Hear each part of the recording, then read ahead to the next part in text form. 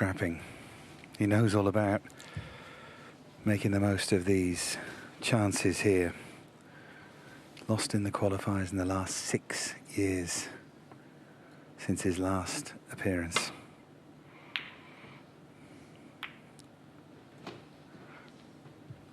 Including a couple of 10-9 defeats, including one in the final qualifying round to Anthony McGill.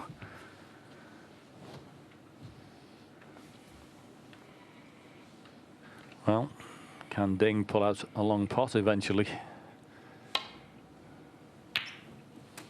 He came up on the shot. I don't think he fancied the way he'd hit that, but it struggled its way in. You see the movement from him. He thought he'd missed that. But there's pressure on every shot now in this final frame. Can you still cue as well? It means the most to you.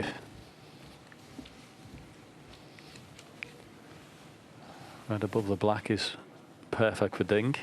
Little stun off and onto the black, so it's a decent chance.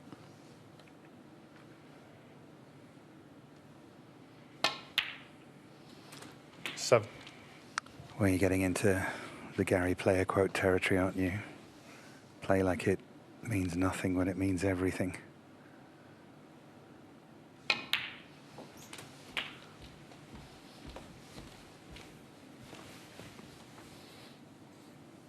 40. 50.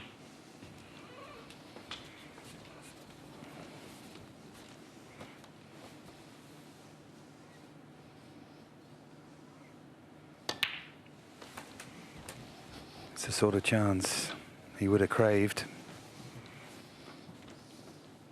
22.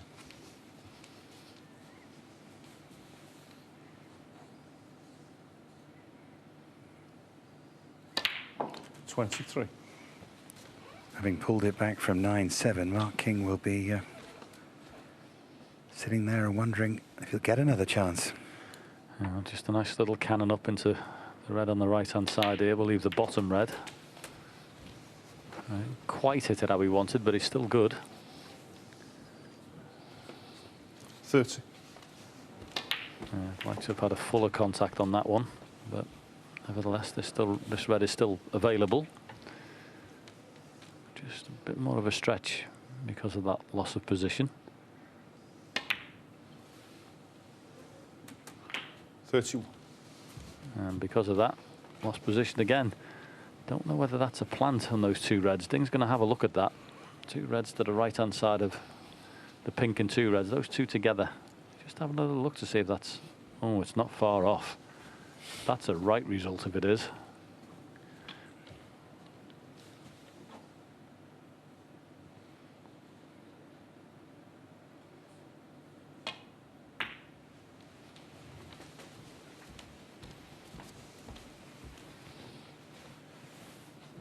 Well, he's had a look at that potential plant, and he's looking again. It's not dead straight.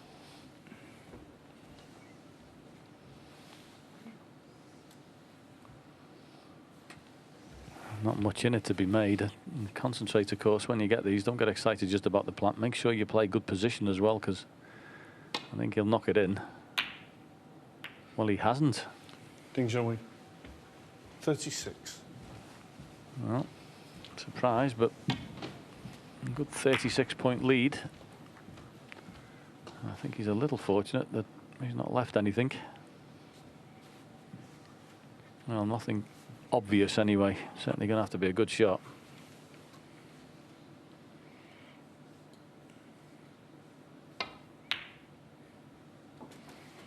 Well, he did pick out a good shot.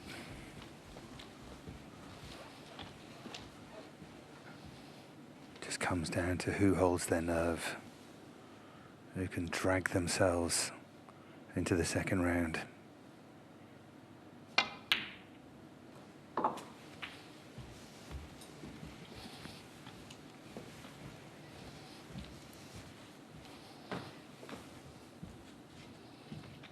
Three.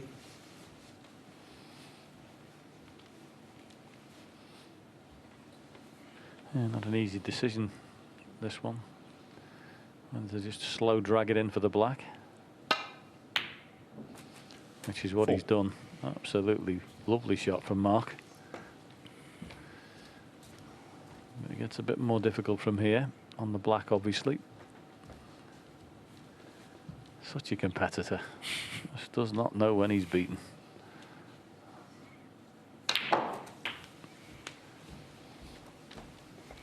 That's pretty good too.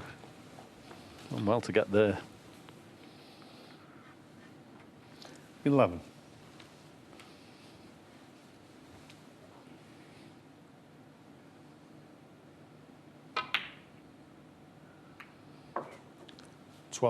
Big pot after big pot here from King, and he's on the black. He's on the black. I don't know whether he's got an angle day, but he just flicked the pack on the way through and just promoted one red into play. Yes, he can do this. Stun shot, so that was really good. On the loose red. Now, got to make sure, Mark, you give yourself half ball on the black to split those 4 reds up. This is a very important shot in this break. 20. He's come straight, or straight-ish. Oh, just needed to be a little bit further down with the cue ball, cannon up into the 4 reds.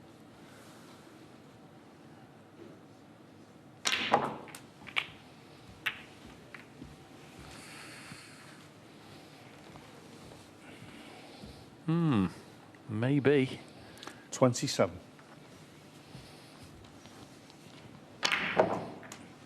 Great energy into that cue ball. He's got a delicate one into left middle here.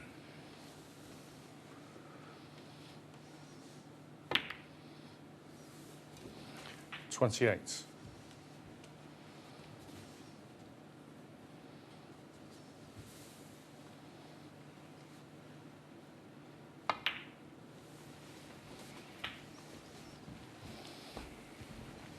He's certainly not shying away from the job in hand here. Showing very good fortitude, as ever. Been a cracking break, this has. It's been one of those awkward ones. Not quite had a great position, and Ding can only sit in his chair and hope Mark's going to miss.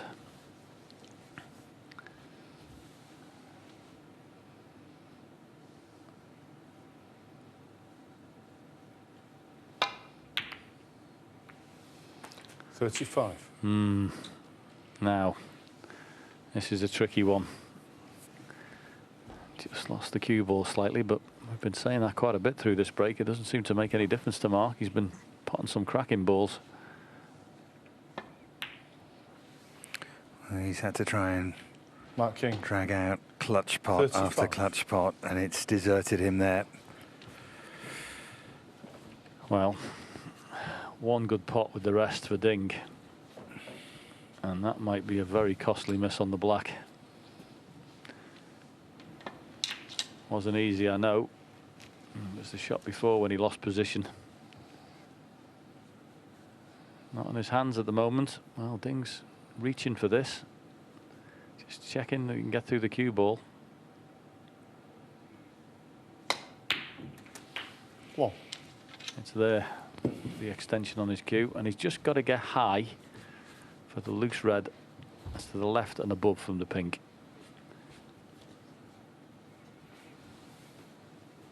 So he's one good positional shot away from having a very good chance. And of course, when he plays this, he will be promoting those reds into open play. 8. Will it be that missed black that haunts Mark King?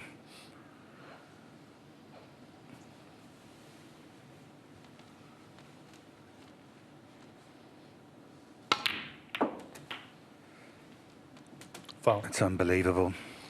Ding's How many away. more twists and turns? Mark King. It was the only thing that could happen. He just come slightly wrong on the red to pot it, and the only thing playing that shot is the middle pocket looks even bigger when you play it, and of course it has to go straight in the middle.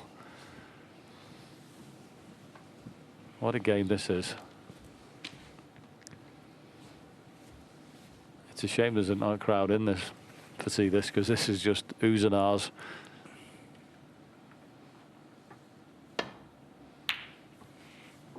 Another tremendous pot from King. Yeah, that incredible crucible sound would be turned up for the drama right now. Sort of disbelieving murmur. Mark King 1. Mark didn't fancy just an absolute roll up behind the brown. Why would he under the circumstances? He just chipped off the brown to leave the snooker. Same thing. I think he's going to try and hit this from behind, send the red down the table, which he does. Where's the red going to finish? Very good. Good spot for Ding. 9-9, 44-40. And over 5 hours of play. All boils down to this. Basically, one mistake.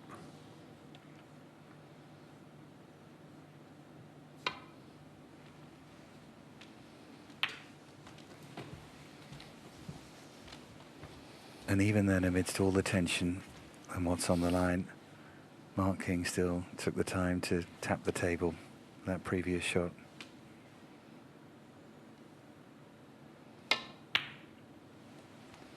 It's a classy sport, this.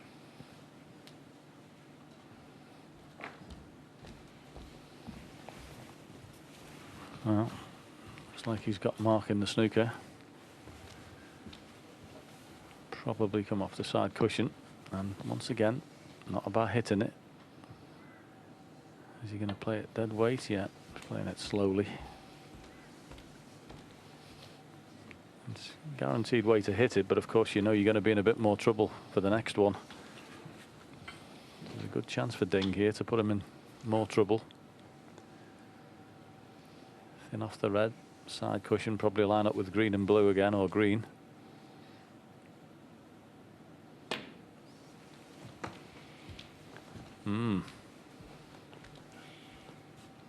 Gotta hope that runs. Genuinely thought you'd have him in a bit more bother there.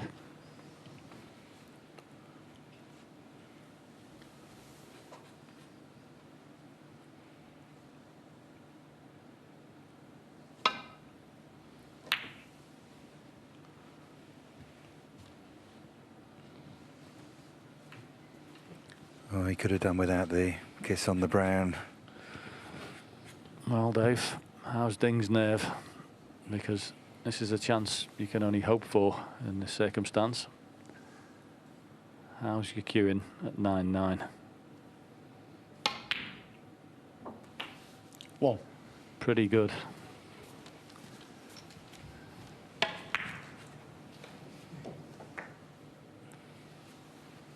That was an excellent shot under the circumstances.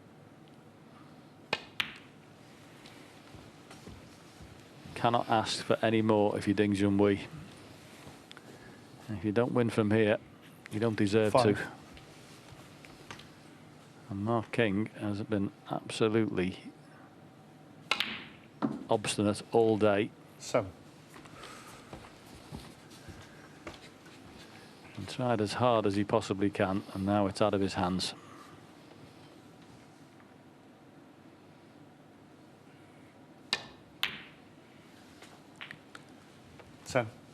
Needs the colours to blue. Just looking over his shoulder to check that.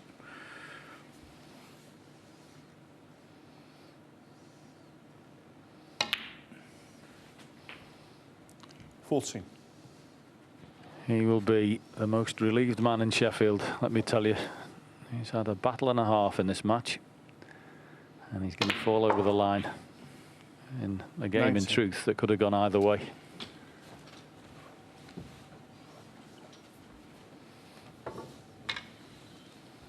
Great last red that was. 25 the frame. Well, Mark King produced a Junhui. tremendous Thank you, fight Mark. back Well done, from Dave. 9-7 to 9-9, but it's Ding Junhui Yes, okay. who makes it through to round 2. A crucible thriller in 2020 that deserved some oohs and ahs. It's Ding who goes through 10-9.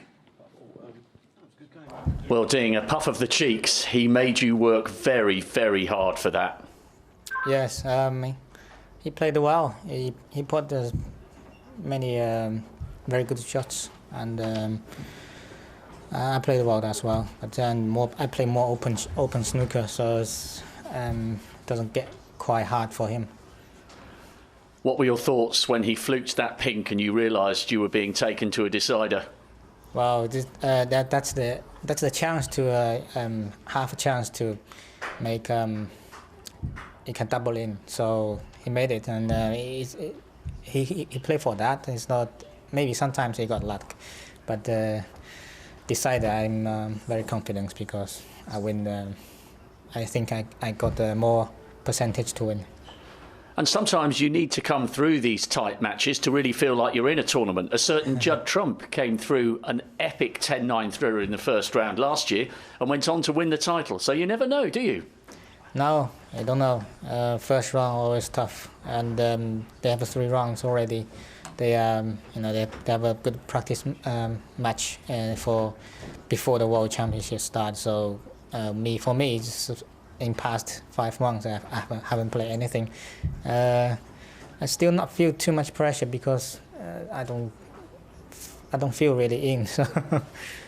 And how much did it affect you, the fact that there was no crowd? I mean, actually, you and Mark seemed quite good-natured. There was a lot of laughter and good banter going between you. We're good to crowd, yes. When I'm playing, he's good crowd, and he's playing, I'm good crowd. Very best of luck, Ding, in the next round. It's going to be a big one, whether it's Tepchaya or Ronnie. Yeah. I'm looking for the next one. Yeah, hopefully good. Thank you. The first final frame decider of the tournament. I'm glad that he was smiling at the end because we were all on the edge of our seats. What a final frame that was. It was. It swung to and fro, didn't it? I thought, Ding would have probably... He scored by far the heaviest in that match, so he would have thought, give me one chance in that final frame and I'll score and I'll win it in one visit. But a lot of the frames, the scrappy frames, seemed to go to Mark King. So, yeah, in the end, Ding, I think the way he scored through the match, it's hard to say he deserved to win a 10-9. But all credit to Mark King. I mean, he's such a great... how he's still around playing such a high standard. You have to give him great credit for that. You do. We haven't seen him actually at the Crucible since 2013. And we heard Rob Walker just say that, of course, Ding goes on to play the winner of Ronnie O'Sullivan and Tepchaya. So we can't relax too much because that will be a cracking matchup, whichever way it goes. It will be a very different game of snooker because that Mark King makes it awkward. He's very difficult to beat with his safety plays, very clever. Whoever he plays in the next round is going to be attacking big break snooker. OK, let's focus on Mark Williams against Alan McManus. That's the matchup tonight. 43 Crucible appearances between the two. They have a lot of experience, and you know them both very well. So what are you expecting tonight? Well, Alan McManus, again, is just incredible how he can pull this standard of snooker out. Probably 2 of the most clever players tactically that you could ever wish to see. Mark Williams is, I know him very well. He's a good friend of mine. He says he's been practicing lots. He's very happy with his game. Not struggling with motivation anymore, it doesn't feel like. No, I think Mark's just, after winning that third world title, I think he saw anything now as a bonus. And I think he just takes it as it comes. He goes to the Crucible, see what happens. And Alan McManus, we know that he analyses everything in terms of knowledge of the sport. He's second to none. Oh, absolutely. He's like the scientist of snooker. OK, well, let's head over to the match in the company of Rob Walker and Dave Farrer. Yes, good evening, everybody. The opening frame of the evening in what could be a really cracking night of live snooker, albeit with nobody here to watch it in the auditorium. But if you've got a couple of hours at home, settle back, relax and enjoy. We've got 2 of the old guys rolling back the years in style. 33. Still so strange to look at that view. That's normally the view when I come in at about 8:30 most years. And then slowly, one by one, they fill up. But of course, we are behind closed doors. Alan McManus, still as good as a player as he is now as a pundit and a commentator. He had some superb long pots last night and probably felt his lead should have been bigger overnight. 34. Mark Williams took the last frame of the evening. And he's at the table here with an opportunity to draw level. Joe Perry alongside me. We're really looking forward to how this one unfolds. Has this got the makings of going all the way, Joe? Good evening, everybody. Yeah, it certainly has, Rob. I was very impressed with Alan last night. He looked very good out there, very positive in all departments of his game. But I think already this evening we're seeing a much sharper looking Mark Williams. He seems very focused so far tonight. Nice break here he's made, 34. Still going. Left himself a nasty little shot here though.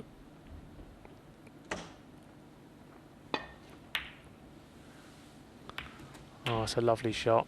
It's fraught with danger, that one. If you missed that, you can see he was leaving everything. So yeah, I think Mark looks a slightly different prospect this evening. Alan's going to have to be 42. as much on his game as he was last night, maybe a little bit higher.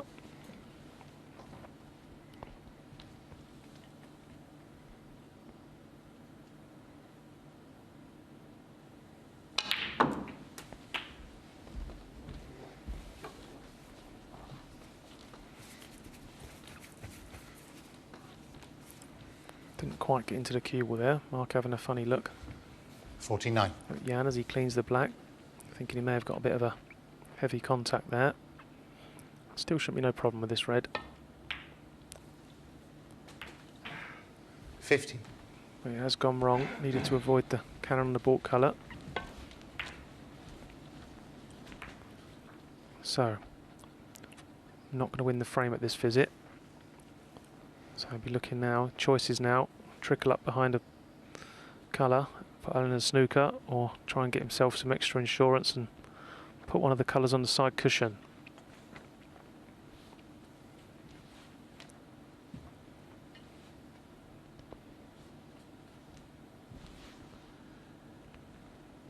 Well, he took the initiative at the start of yesterday's session, despite Alan getting in first.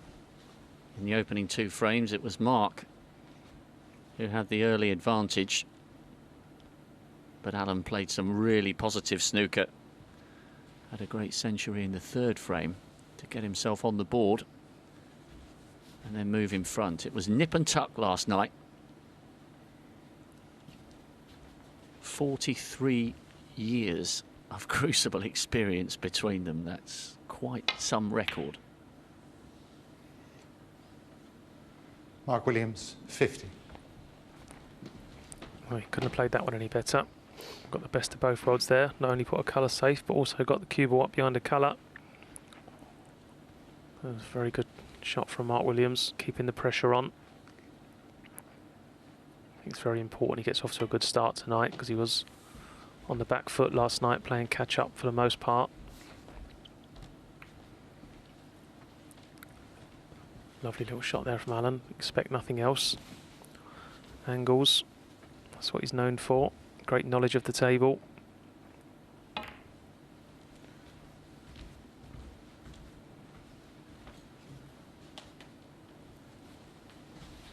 you. That's a super return from Mark. Thank you. Might not be a complete snooker here, but got that cue ball welded to the baulk cushion. So it's going to make life very difficult for Alan to get back to baulk here or play any kind of positive shot.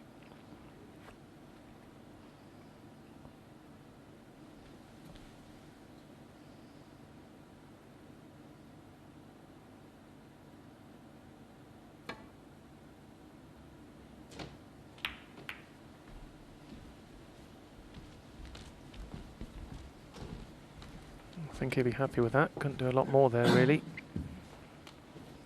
Just hoping he didn't just knock that red down past the black to leave Mark a go at it. Could find himself back in a very similar position in a moment, though.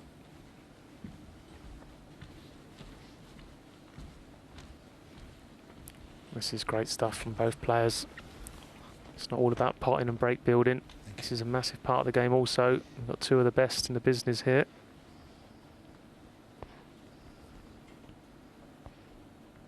And this is exactly what they were doing last night in 8, 10 and 12-minute bursts. Great safety exchanges between them in between the breaks.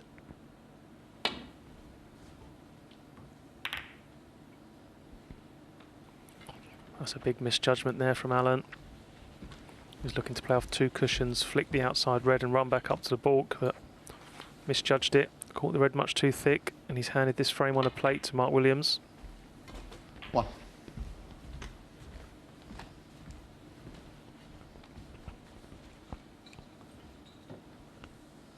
Should be pretty straightforward now for Mark Williams to draw level.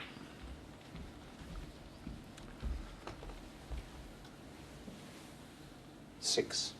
And he'll be delighted with the way this opening frame has panned out. 7.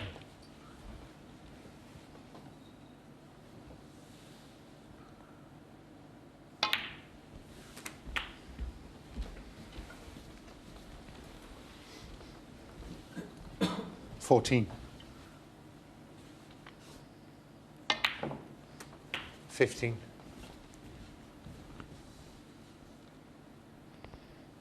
Started brightly here, the 3-time world champion. 2 years on from his finest 22. moment of all, winning the world title for the 3rd time, 15 years on from his 2nd crown. It was 23. just the most incredible run.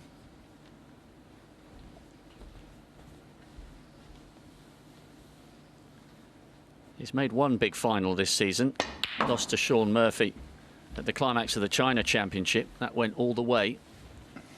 So by his own high standards, he's had a quiet-ish season. But Mark Williams can always deliver when he's in the mood and the pressure's on. Doesn't matter about the yellow. The frame is his. Alan McManus 4. Mark Williams 29. with the first strike in this concluding session. We're all square at 5 apiece. Indeed, the first frame of the evening session goes to Mark Williams. And we were just talking in the build-up about how clever and knowledgeable both of these players are. And you've got a great example of exactly that. I mean, this was just genius from Mark Williams. I mean, most players, myself included, would have just either rolled up to the brown and left Alan behind the yellow, or rolled up to the pink. 50. But he chooses to not only snooker behind the brown, but put the yellow safe. So a 2-in-1 shot. I mean, it's just an idea of he's a level above me in terms of thinking about the right shot to play. It's genius safety play. So a clever shot, but also, I can imagine, a very difficult one to get spot on. It's easy to put the yellow safe, that was easy, but to get the snooker behind the brown as well, it shows great touch. Yeah, and to get the first frame of the session is also a really important start as well, isn't it? Very important. It was very important that he won the last frame last night. In these multi-session matches, winning the last 1 or 2 frames can very often determine the final result, and obviously the first frame tonight was important as well. It certainly was. Well, back to frame 11 we go. Thanks, Seema.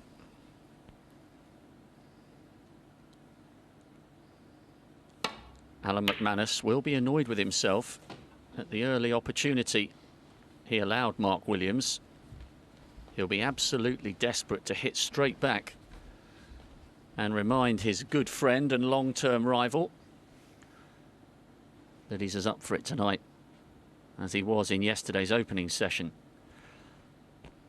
Joe, it's been a truly historic day, the first time we've ever had no crowds, and what a red that is by Mark Williams, who's starting the second frame of the evening as well as he performed in the first. What do you make of the no crowd scenario? Certainly it looked to me like it was very friendly between Matthew Stevens and John Higgins earlier this afternoon, and some lovely exchanges between Mark King and Ding Junhui, despite the fact that that one went all the way. Do you think it makes for a more relaxed, free-flowing backdrop that we haven't got 900-odd spectators? Yeah, I think it inevitably will. I think it will relax the players a lot more. You know, we heard Neil Robertson talk about a previous tournament with no crowd. It just felt like a practice match, and it could make for a very, very high standard World Championship. You know, we all hear about what the players are capable of in practice, and if that's how they feel out there, it's going to make the standard incredibly high.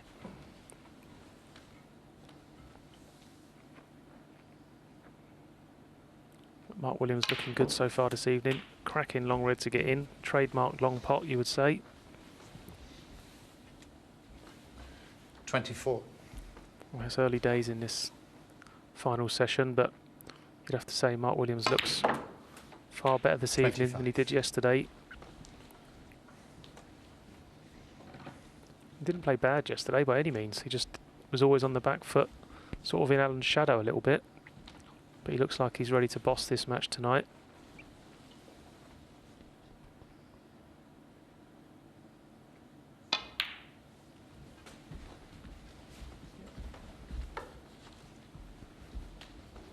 Alan was just so aggressive yesterday. First in the first 4 frames, although he lost the opening 2, it was always he with the early initiative. And he needs to try and get a toehold in quite soon tonight, because Mark is looking ominously good. We said yesterday, didn't we, Joe, that he just looked a little bit 31. tired towards the end of the session. It wasn't that long. It was a pretty entertaining 2.5 hours. He was having a Coke, a few yawns. 32. He seems right back with it tonight. Yeah, he could have been tired mentally. You know, it's been a long time since Mark Williams played a snooker match.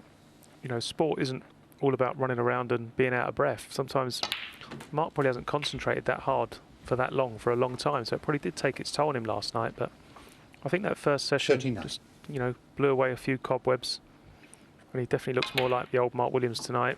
40. Lovely little plant he's found there in the middle of the pack. Keep this break going. Just pulled a few more reds out into play as well. Oh, and as I say that, he misses a dolly pink. Mark Williams. Oh, he'll 4. be fuming with that because he'd made the perfect start until that point. Yeah, just didn't give that one enough attention. No other reason for missing that other than the fact he just didn't concentrate 100%.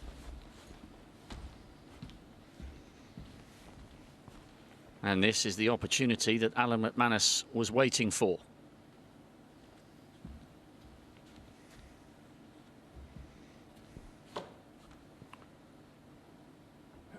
It's a bit like role reversal from last night. Last night we saw Alan getting in first, almost securing the frames, and then just giving Mark a little opening to try and get back into the frame. 1. Important visit for this one, I think. More so for his own sort of confidence, just to get himself back into that positive mental attitude that he had last night.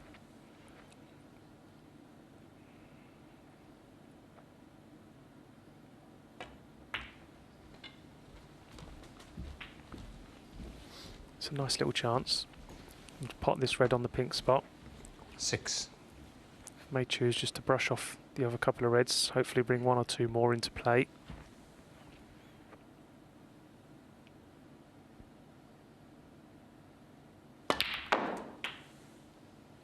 Seven. That's not really worked out. He brought no more reds into play, but he's left himself a lovely angle on this pink just to go straight into that cluster. And these could split very nicely. It goes well. They have split nicely, but I don't think he's on one. That's pretty unfortunate for Alan. 13. Couldn't have done a lot more with that, really. Sort of trusting to luck a little bit once you hit the bunch like that. And at first glance, doesn't really have anything. Very difficult red to the yellow or green pocket, but I don't think I'll be taking that one on. I think I'll be taking my medicine here and running away, wait for a better chance.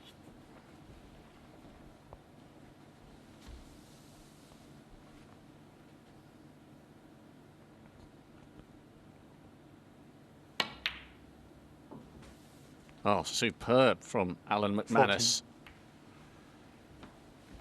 He had a couple of wobbles with those middle pockets last night, but that was excellent. Yeah, I wasn't sure that shot was on when I first saw it, but he made it look easy. And again, he's been a little bit unlucky. Any other cannon on the brown there, and he's got an easy yellow or green. But again, he's just landed a bit awkward here, so it's going to take another good pot to keep this break going. But it's good to see that he's looking to keep the break going and try and win the game in one visit. You know, if he wasn't feeling great out there, he'd be just trickling up behind this brown, but this shot indicates that he's still feeling very good about his game.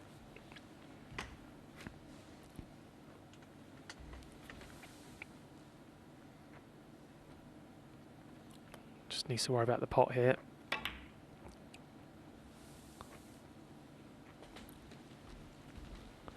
It was a thin one. He's left himself another tester now.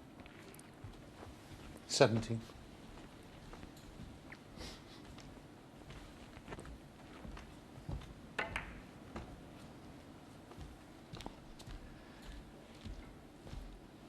You could tell he was up for this campaign. At the qualifiers, Joe, it was an excellent win over Louis Heathcote, who'd knocked out Ali Carter. He played out of his socks in that penultimate qualifying round. He said afterwards, when I spoke to him, a little bit of something has come back, and I'm really looking forward to going to the Crucible, and that was how he played last night.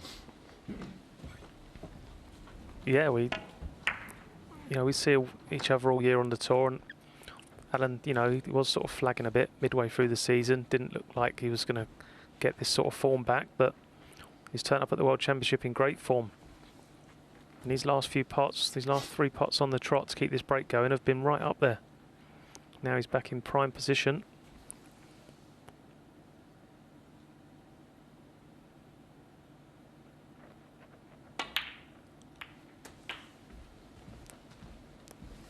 That's okay. Not entirely how he wanted the cue ball to end up, but shouldn't be a problem. Pot this red with the rest, no problem. Or he's got the red to middle with the awkward cue in. I'd imagine he played this red with a rest. It's probably the easier option.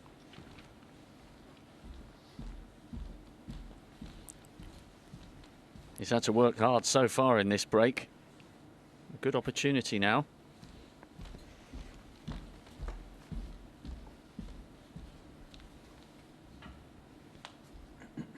It's so strange how loud all the incidental sounds are now that there's no low murmur or oohs or ahs from anybody in the crowd. You can almost hear them breathing.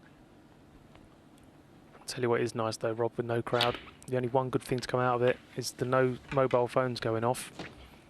Alan But McManus, as we say that, 20. that was a pretty poor miss from Alan. Didn't get close to that one. Never looked like potting that at any stage. That's a bad miss. And what we've cannoned into the red on the side cushion is stopped the cue ball going back up to balk, and is, again, same as in the last frame. He just handed this frame on a plate to Mark Williams.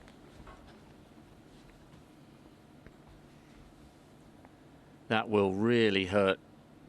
He'd been so positive to put himself in a position back down amongst the reds. And it looked a gilt-edged opportunity to get one straight back. 6.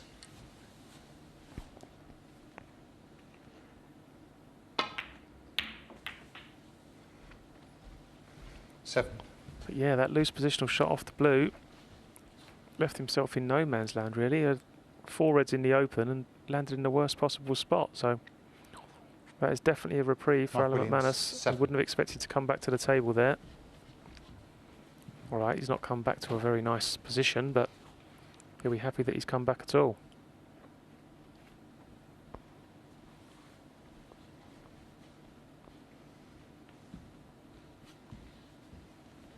You mentioned there about mobile phones.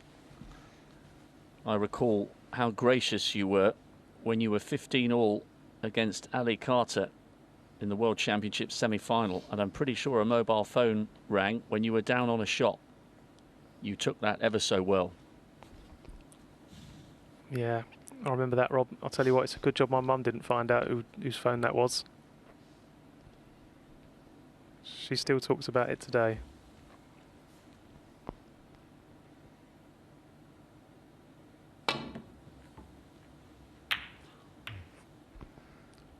Oh, that was close. That was very close.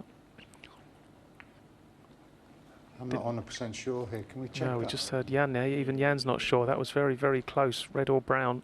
Is it possible to check that? Whether he's hit the brown first?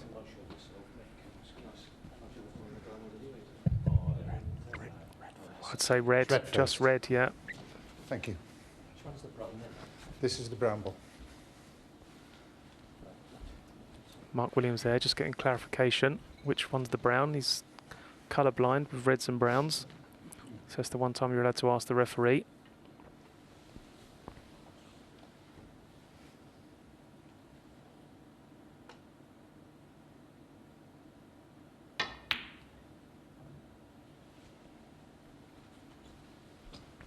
And maybe that slight delay there just knocked his concentration.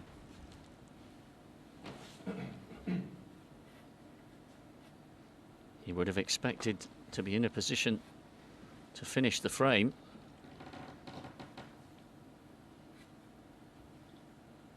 Allen's still in the hunt here in frame 11.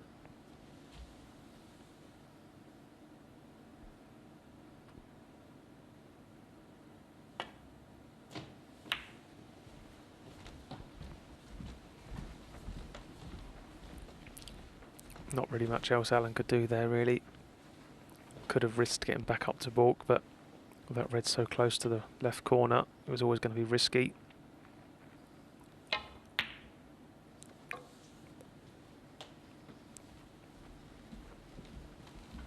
Good attempt there from Mark to get in behind the black. So, big safety bout coming up here. Pretty much all the balls in the open.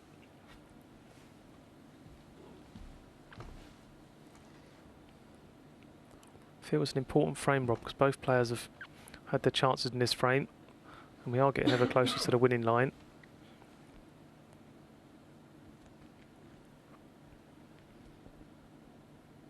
Two in a row at the start of this evening, you suspect, would just start to swing the overall balance back in the favour of Mark Williams, who has already played better this evening than he did in the 9 frames we saw last night. But there was positivity in the early part of that break of 25 before Allen missed with the rest. They're all big frames, but this one perhaps slightly more significance than you'd imagine, being just the 11th. And now another chance for Alan McManus.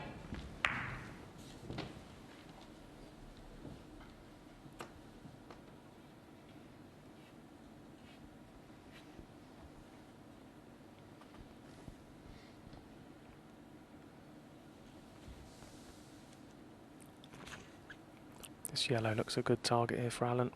I think this red's a little bit too thin to try and cut back, but you can really gain the advantage in the safety. He's gone the other way. He's a long way off where he wanted to be there, but that might not turn out to be too bad. Wanted the cubble in behind the black, but he seems to have covered most of the reds. This is an awkward spot now for Mark Williams.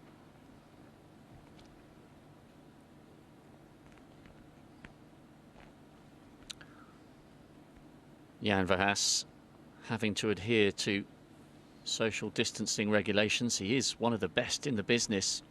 He's looking a bit fierce at this championship. He's gone for the full shaven-headed look. I think he's overseen 6 world finals. I had a conversation with him in the lead up to the championship, and he said it is harder to officiate when you can't stand as close to the player. You don't quite get the same perspective over his shoulder. Different rules here to make sure we are adhering to the strict regulations required to enable the championship to continue behind closed doors. Team at World Snooker have worked so hard to get us to the point where we're even having a 2020 World Championship. I know everybody backstage is just delighted that we're here again, back doing the jobs that we love. I'm pretty sure that's how most of the players feel as well. Better to be behind closed doors than not be happening at all.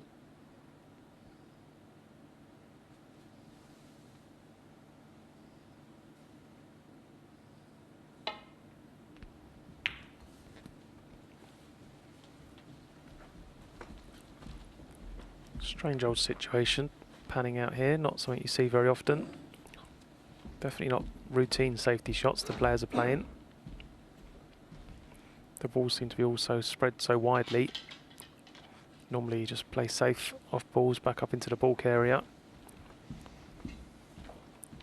So we have got the best in the business when it comes to imagination, especially in the tactical department. So it'll be interesting to see who comes out on top in this little exchange.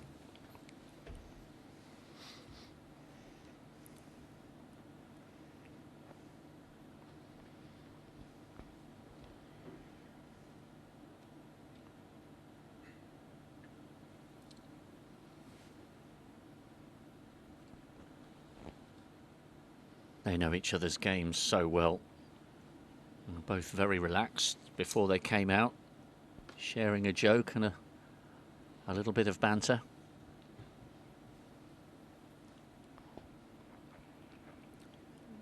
Yeah, I'm with Alan here, Rob. I can't really see any kind of shot for him. Not one that's going to get Mark in any trouble anyway.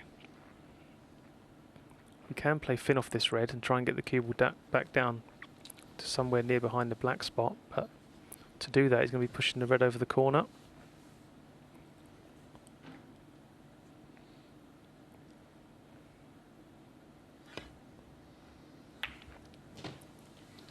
So he's gone for a very, very negative containing shot, but I think that's about the best he could have done, really. It was funny, they didn't look like he was in any trouble, but he didn't really have a shot. Can Mark get through to this red? Is there enough room for it?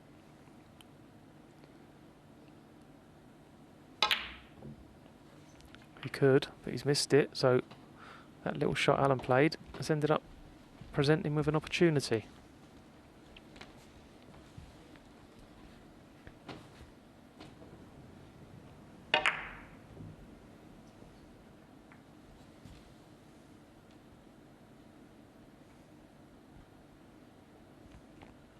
He would be delighted if he could pull this frame back. He'll be furious with himself about that. I think we've seen more balls missed in this frame, Rob. You know, easy balls that you expect players to pot than we did in the whole of last night's session. Just goes to show that second session, pressure's on even more. Oh, he's catching. It's definitely catching. Just explain. I know the easy version of what you mean, but just explain the psychology of why that happens when you get towards difficult stages of frames. Why is it that players can drag each other down? How does that happen? I'm not 100% sure, but I think some of it is when you're sitting in your chair and your opponent's at the table with an easy chance to win. I don't think mentally you're ready to come back and take your opportunity because you're not expecting it. So you sort of come to the table and you're not entirely ready. So maybe you're playing the shot not 100% focused. I don't know. It doesn't seem to make any sense, does it? You know, you think you get that chance, you'd be like bang on it, but it does seem to happen ever such a lot. We watch players do it. As one misses, it just presents a trend and it seems to carry on. But having missed that easy red, he's got away with it somewhat. Hands on hips. Alan in another little awkward spot here.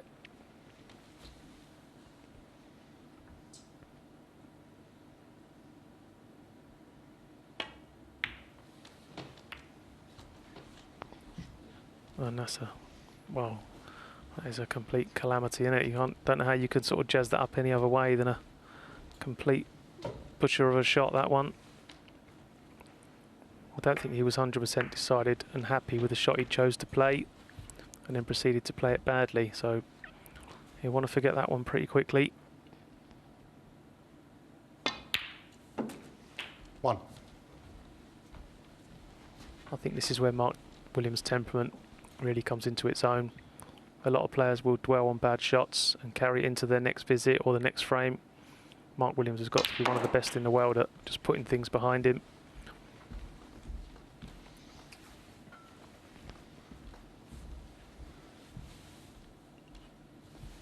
Five. So 27 ahead, still needs red colour red to put this frame safe. A frame that he should have won 10-15 minutes ago. 6.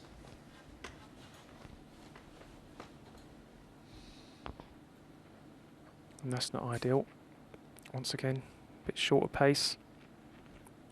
Going to be difficult now to get on this last red. May be able to play the brown with check side and bring the cue back down towards the red, but that's a tough shot, and he's missed a few this frame already.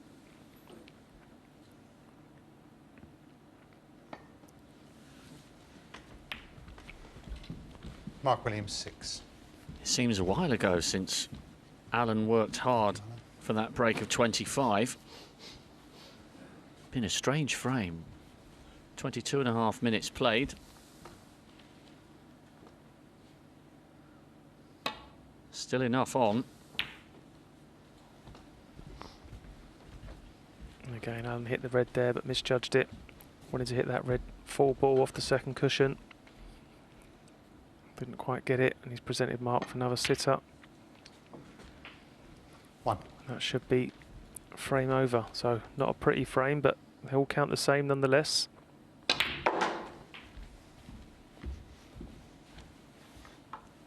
He's going to have to put this one out of his mind pretty 6. quickly. Started tonight in front 8. and now finds himself trailing by 1.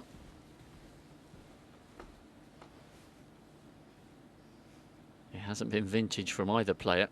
But Mark Williams finally being able to capitalise on one of Alan's errors. Errors that we just didn't see from the Scot last night. 15.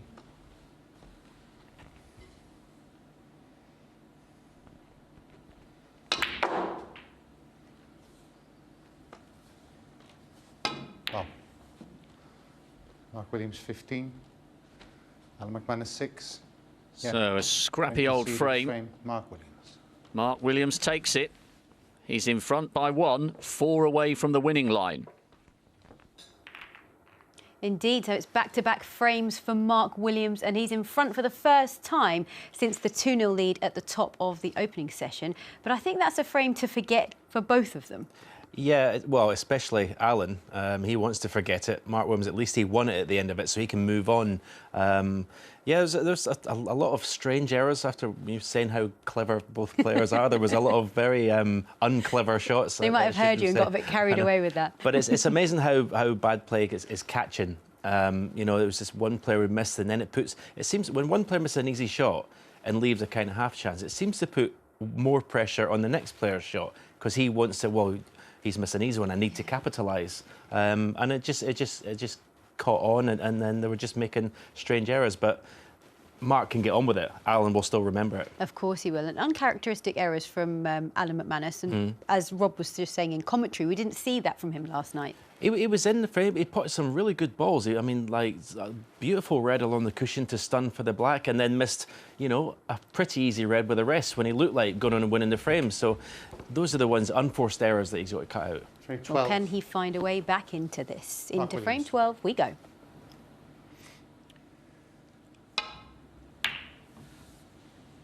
Well, he took the first 2 frames last night, and then Alan McManus produced 3 on the spin with a century break, an 84 and a 48. And how he'd love to find that form right now. Needs at least 1, you would think, Joe, before the mid-session. He's got to find a way to settle and get over the annoyance of all those unforced errors in the preceding frame. Yeah, that's right, Rob. We was commentating last night, and although he lost the first 2 frames, we both noticed how well he was hitting the ball and how positive he looked.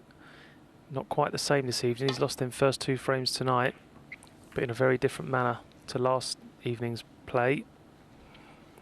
So yeah, very important for Alan to get some confidence back in his own game. Thank you.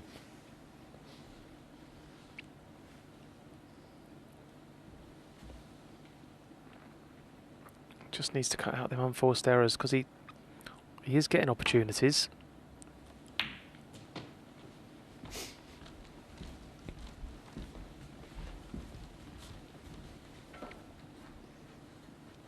Bit shorter pace on that one.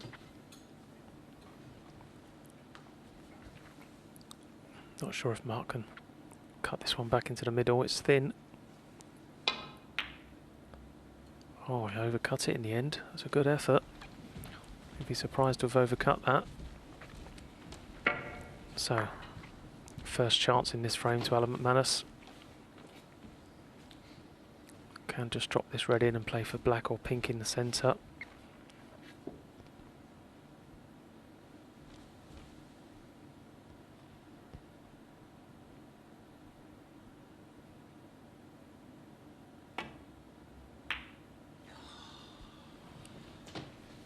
Well, you could tell by the sigh he emitted after that one.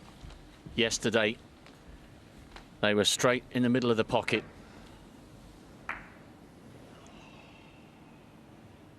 He needs to settle down here. 1. Another opportunity goes begging.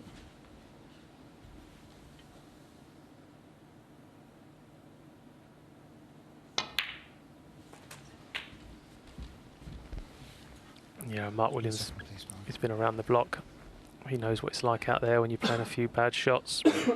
He'll be keen to punish these mistakes from Alan and really compound them into his memory. 8. So if you're Alan McManus fans, it's pretty worrying at the moment. I didn't see any sort of form from Alan like this last night. Chalk and cheese from yesterday.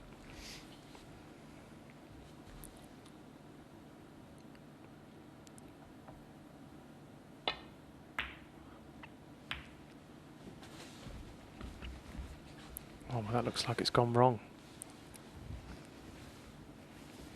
You'd have to say that was a little bit unlucky. 14. He knew he was playing down into them reds. I thought there was no way he couldn't land on one. And I think that's the only spot where he doesn't have a shot at a red. So, yeah, I'm going to call that one as bad luck.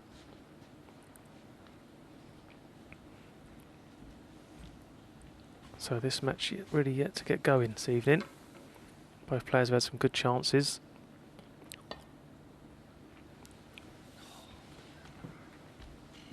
Mark Williams, 14. Mark just indicating there, he thought that cue ball just rolled offline a fraction. No harm done though.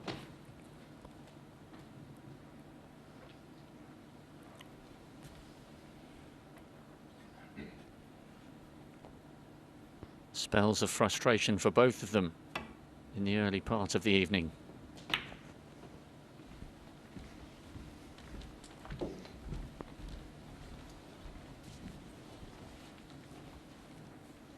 Like I said before though, Mark Williams is blessed with one of the game's best temperaments.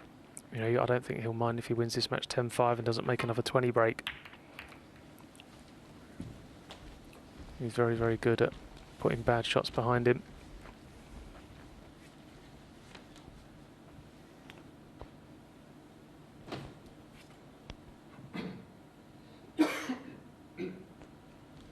Well, under normal circumstances, the middle barrier would be up and they'd have the luxury of the whole arena watching. The other table empty because it would have been the second session of Kyron Wilson against Anthony Hamilton. But World Snooker have decided, as we are behind closed doors, the screen of course stays down. Nobody on the other side needing to have a look. Where's the black going? Oh, that's such a shame. That was a great pot from Mark Williams.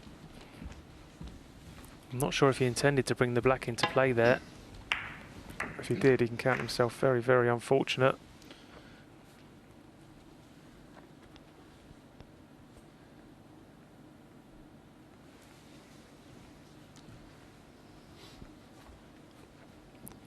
I don't think it's going to cost him too many points though.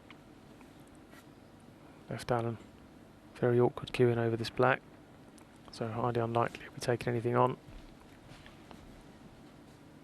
But had that black stayed over the hole, that would have been a great chance for Mark to really push on and try and build this lead.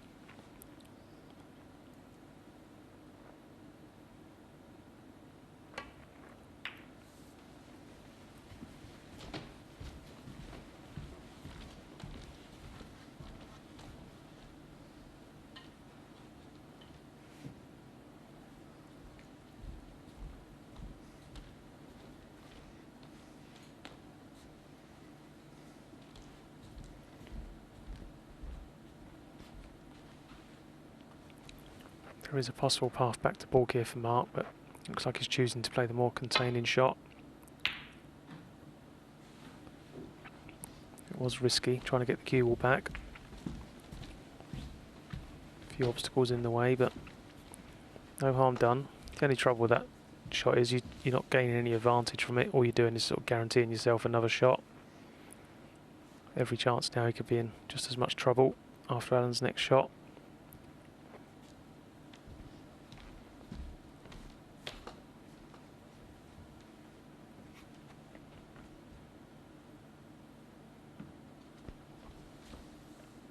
I think Alan's lining this red up in the middle.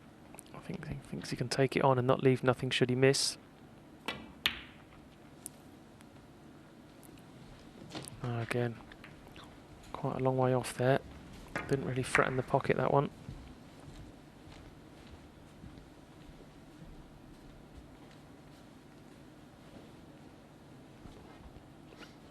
Long straightish red for Mark to the yellow pocket. If he was feeling really good out there, he'd have got down and knocked that one in by now. Still looks like he's set his sights on it. If this goes in, he's leaving the cue ball in the middle of the table. Great pot. That's a good sign for Mark Williams. That made a nice noise as it hit the back of the pocket.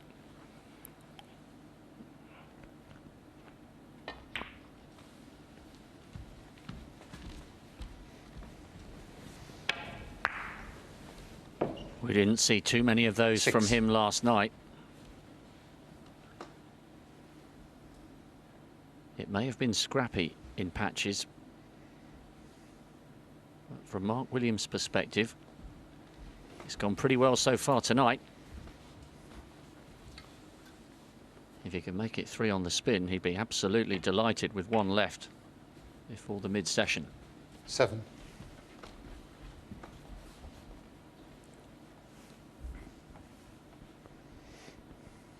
Lost to Dave Gilbert in the second round last year, coming back as the reigning defending champion. Feels like a lifetime ago now. I think you could safely say, Joe, he enjoyed his reign as champion for the 3rd time more than just about any other winner of this illustrious trophy. It was a bit like a 49-week party before he came back for the title defence. It was. He certainly made the most of it. I've got to be honest, Rob, I was involved in a few of them weeks on the 49-week binge. We had a great time. Had a few trips around the world, playing in different tournaments. Yep, he made the most of it, and so he should as well. Fantastic achievement.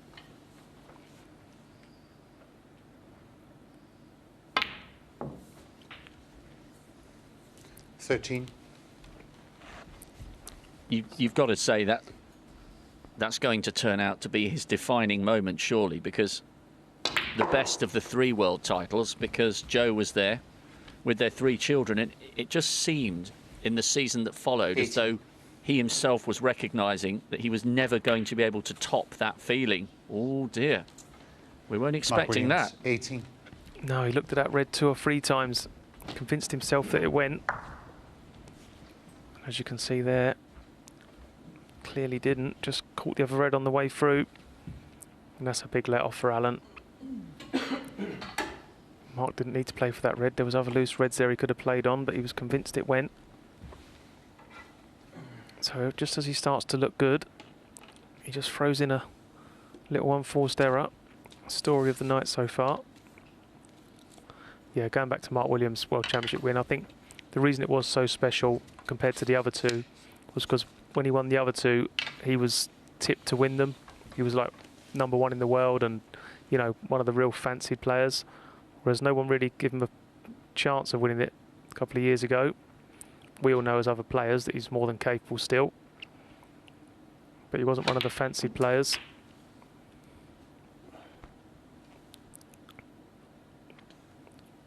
And again, Alan looking a bit bamboozled by what's going on out there. Again, he's at least 2 foot short of where he wanted to be. Getting a bit frustrated out there. Cue ball's not reacting how he's expecting it to. Table maybe not running quite as quick as it did yesterday.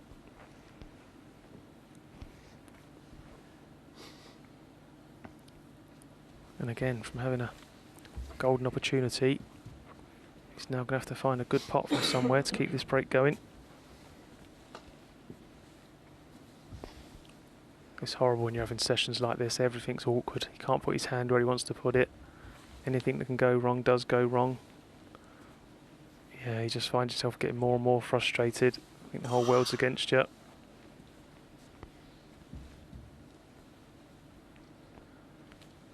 He's really unsure here.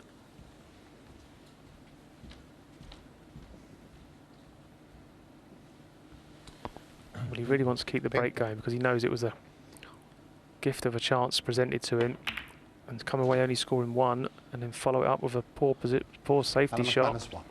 That's very Alan McManus like. Yeah, he looks a bit rattled out there.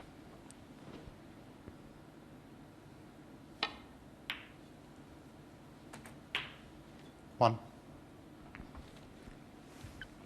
From a snooker player's perspective, that's one of the most frustrating things in the game. Play a bad positional shot and then follow it with a bad safety shot. Then you have to sit there and watch your opponent score all the points that should have been yours.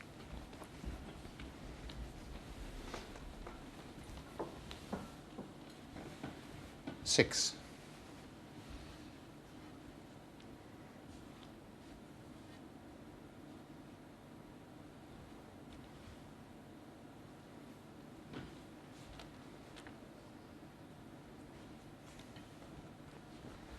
Chance to move to within 3 of the winning line. 7. This match is beginning to look like it's slipping away from Alan McManus after all his good work last night and all those great long reds. He needs to find a way to settle. 12. Push the frustration out of his mind.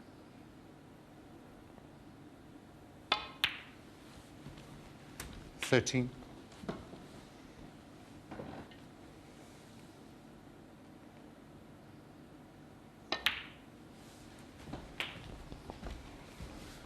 And what makes it worse, Mark looks like he's getting into that rhythm. 20. He gets in. He just strolls around the table. Looks like he's on a Sunday afternoon stroll, just knocking a few balls in. It's very surprising, Mark Williams' average shot time. It looks like he's just plodding around the table, but he's one of the quickest players on the tour.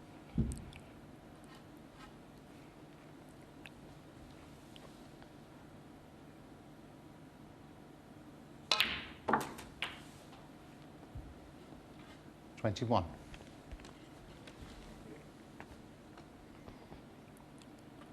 So this red in bulk, and then one more colour.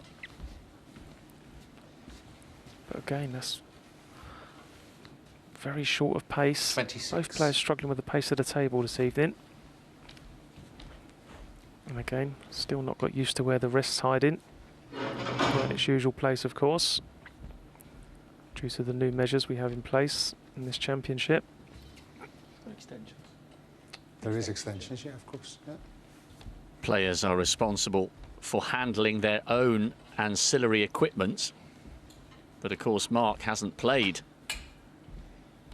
in the social distance tournaments since we emerged from lockdown, the Championship League and the Tour Championship at Milton Keynes.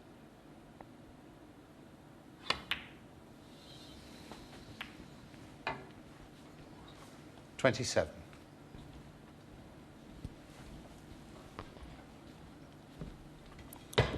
Well, he still can't get used to the whole idea of putting things away yourself. He's not used to doing anything.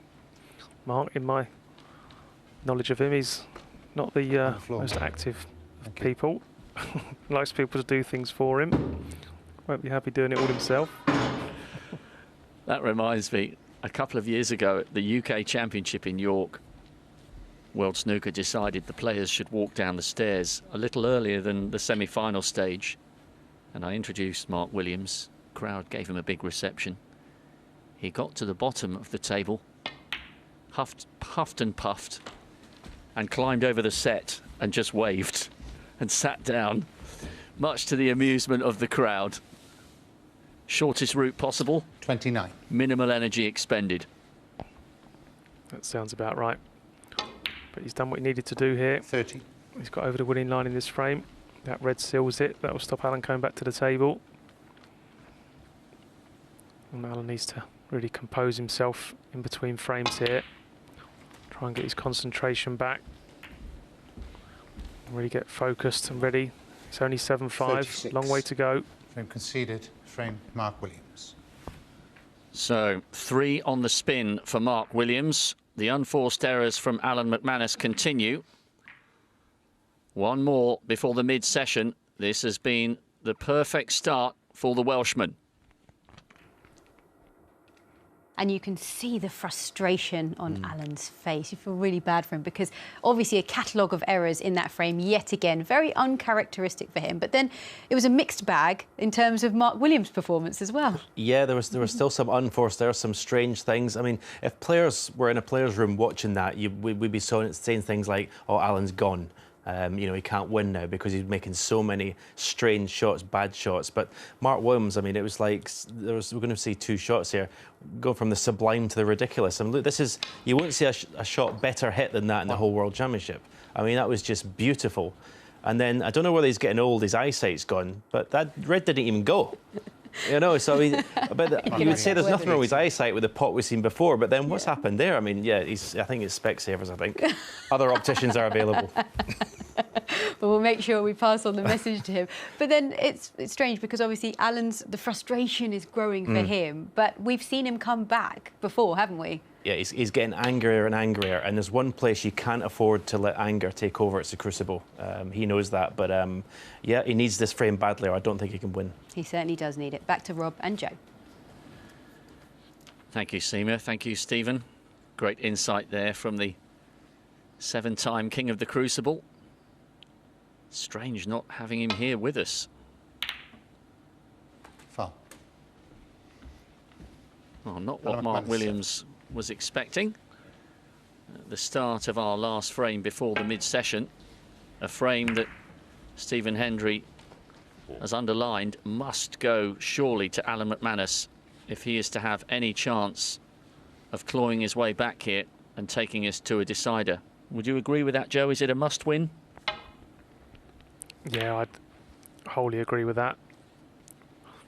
In normal circumstances, 8-5, it's not the end of the match, but the way the frames have panned out and the way Alan has sort of played this evening and the way he doesn't look completely composed out there. You really couldn't see any way back at 8-5. But if he can win this one, with just 1 frame between them, he just needs to put a few good shots in succession out there just to get his confidence back. He seems to have lost it a little bit, as well as his focus. That will definitely help. That was a very good pot. A lot of pressure attached to that one. He's going to be leaving red should he miss. Played it nicely. So this is a very, very important visit for Alan McManus. There's no reason why he shouldn't make a big break here, other than the fact that he's not really had much table time this evening, and what he has had hasn't been that good. 8. But the balls are situated nicely. Black goes into both corners. There's a few loose reds out, so this is a good chance.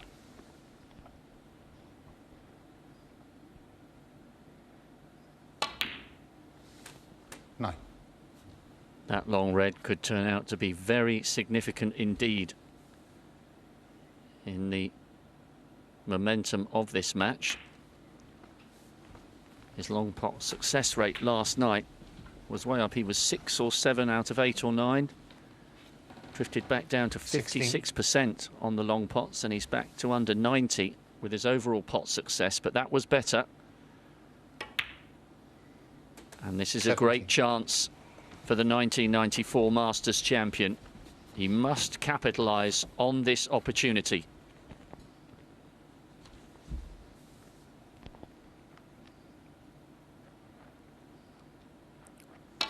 Yeah, it's a good scoring opportunity as well. This red here, he might have come a little bit too far to be able to bring 24. other reds into play, but he's still got the other loose one available. He may possibly bring on 1 or 2 into play here. 25. Yep, just pushed another one out. That'll go into right corner or left middle. Nicely played. Just needs to be careful here, just avoid this red below the black. Yeah, you can see that's, for me, that's a lack of confidence. Needed to play that with a touch aside just to bring the cue ball away from the bunch. It makes the pot much harder. Well, it's a bit of a disappointing end to this break for Alan. I suppose you've always got to look for positives where you can. He hasn't missed anything. So just regain your focus, play a very good safety shot, come back to the table with a 39-point lead.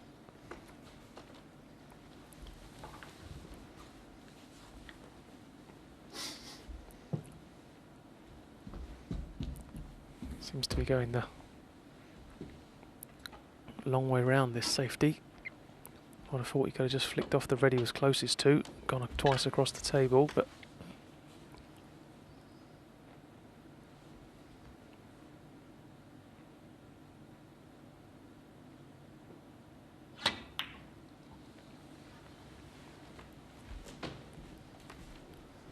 McManus, 32.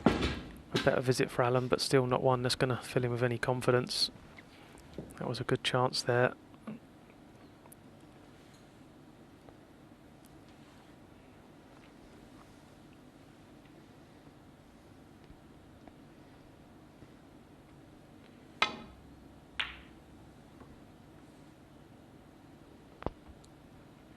Just a little touch of side on that for Mark, just to avoid the red on the way back. Clever little shot. He's left Alan a long red, but unless he can get through to the one closest to the corner pocket, which would enable him to play it as a shot to nothing.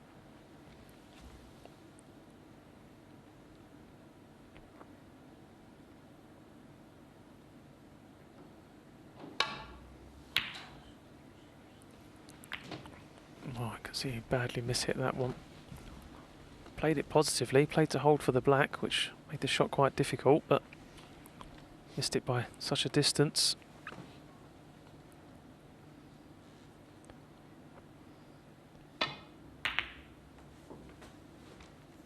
One. So more pain for Alan McManus.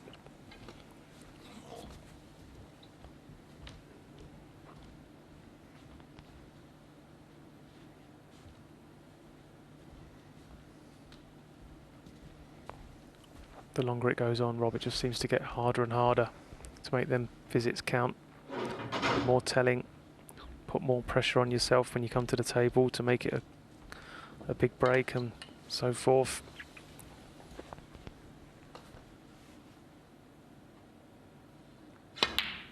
Anxious moments for the Scot. Back in his chair once more. 3. Well, last night he went straight to the practice table after the opening 4 frames, which they shared, and in which he had little breaks of 27, 37, and then a 105 and an 84. But this is a different Alan McManus tonight. And he's in a little bit of trouble here. A huge frame. But it's Mark Williams at the table, hoping he can go 4 on the spin and move to within 2 of a meeting with Stuart Bingham in the last 16.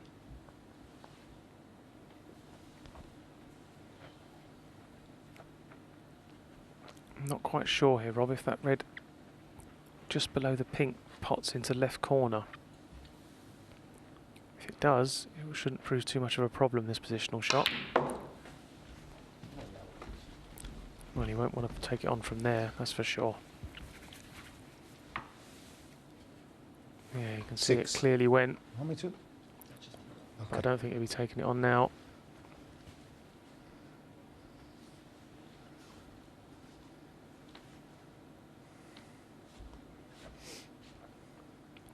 He's not really left himself in a nice position at all here.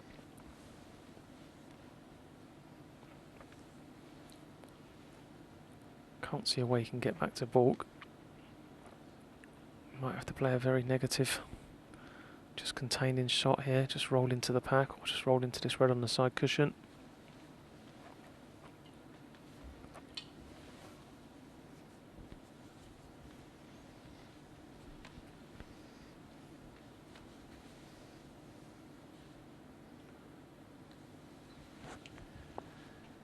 Just making absolutely sure here. You can see so little of the cue ball.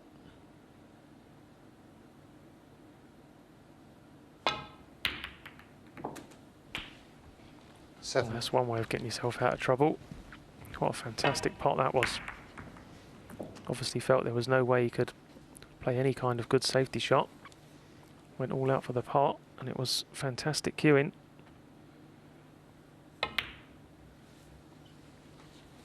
Has he followed it with another one on the pink? He has. Oh, so that's even more pain for McManus. For 1 minute there, he would have thought he'd be coming back to the table. 2 shots later, Mark Williams is in with the red spread. 2 of the best shots you'll see 13. for a long time there.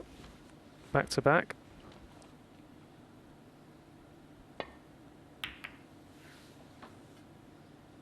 He may have had a few errors 14. in the scrappy exchanges, but he's absolutely in the groove here, the 3-time world champion. The most decorated left-hander the sport has ever known. 21.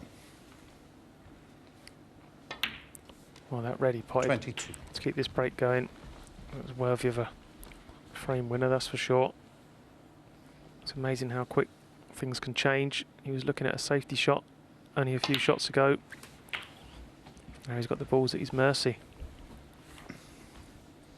29. There'll be plenty of club players watching this, Joe. How do you learn to control the cue ball in that situation when you can see so little of it? It's just practice and technique. You know, it's very important to keep your head still at all times playing this game, and you know, concentrate on your technique. But when the cue ball's so close to the side cushion, under the cushion like that, you have to really concentrate, keep everything still, push the cue through straight. I think in that case on Mark's shot, really concentrate on hitting the middle of the cue ball. Any side planted on the white there would have sent the cue ball offline. It's just mainly just practice. 38. Another one here, left himself a tester. Again, got to keep everything still, concentrate on your technique. Middle of the cue ball. Yeah, very good. Made that look easy. So 45. much more positive signs for Mark Williams. He seems to have just upped the tempo a little bit, moving around the table a bit swifter. 46. Sign of a great player. He can sense his opponent struggling out there. Really puts his foot down.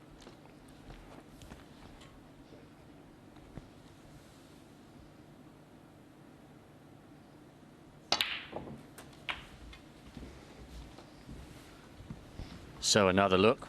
Shot of the match so far. 53. Oh, it's got to be up there. That was really, really tough shot. 54. And he's definitely reaping the benefits from it. Just goes to show sometimes you play that one shot in the middle of a break, one key shot opens it all up for you. A lot of players would have played safe there, just look for a better opportunity somewhere down the line. But Mark took the ball by the horns. It's paid dividends. And it's been a very, very good 60. 4 frames opening session for Mark Williams. 61.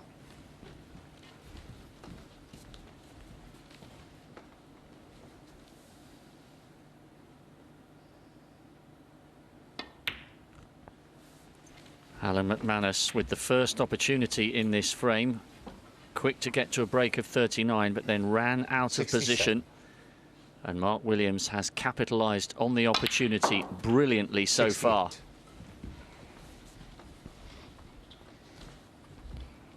Yeah, very tough mini session for Alan, this one. Sometimes you can lose sessions 4-0, go to your dressing room and not feel too bad about things, but the fact that he's had lots of chances to win every frame tonight will really, really make him feel pretty angry, pretty tense, pretty anxious. So the century's on for Mark Williams. As we know, he's made tons of centuries. 74. But it's not something that really floats his boat. But if he can clear the colours here, he'll make another one.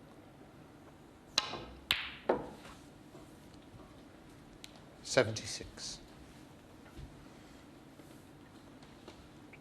He can just have fun now at the end of the frame. Going for the rest, he's not bothered. Who needs the rest? 79. You can play shots behind your back, under your arm. Or if you remember back to the World Championship final, with his eyes closed. Do you remember that one? It was absolutely 79 outrageous. frame. Mark Williams. No century for Mark Williams, but it doesn't matter. 4 on the spin, an amazing red, followed by a great pink up to the yellow pocket, and McManus has a lot to think about. Mark Williams is 2 away from a place in the last 16. Well, winning 4 frames in a row to head into the mid-session interval. I mean, that's a brilliant place for Mark Williams to be right now, considering what we've seen throughout this session so far. Yeah, very much so. Long frame matches like this, momentum plays a huge part, and Mark Williams undoubtedly has it. He'd probably prefer no interval, and if there wasn't, he'd run away 10-5. Intervals can stop momentum and can change things, but the way it's going, the way Alan's playing, I can't see it. Well, how happy would Mark Williams be with his performance in that final frame? Because we saw some really exceptional shots, didn't we? Yeah, this was stunning. This was as good a shot as we've seen so far in the World Championship. From tight under the cushion, the cue in there was magnificent. This shot, this is the way Mark plays. He loves just dropping balls in dead weight. He never, you know, a lot of players would have played a bit more pace. What if the table rolls off there? But it just drops it in. And we're going to see another one here, tight under the cushion. Just excellent technique, excellent cueing, head dead still. You know, there's no one better than Mark at that type of shot. Well, as you said, the momentum is with him. Obviously, it is the mid-session interval. What will Alan McManus, do you think, be doing right now? Would you be out there practicing? What would you be doing? It's hard to say how he's feeling. He might be, he looks a bit demoralised out there. He started the frame quite well, but he looks a bit demoralised. I think he'll probably just go back to the dressing room, just try and calm down, because he'll be getting angry with himself the way he's played, the mistakes he's made. I think it was early on in the match, possibly the practice table. Now, I think maybe it's past that.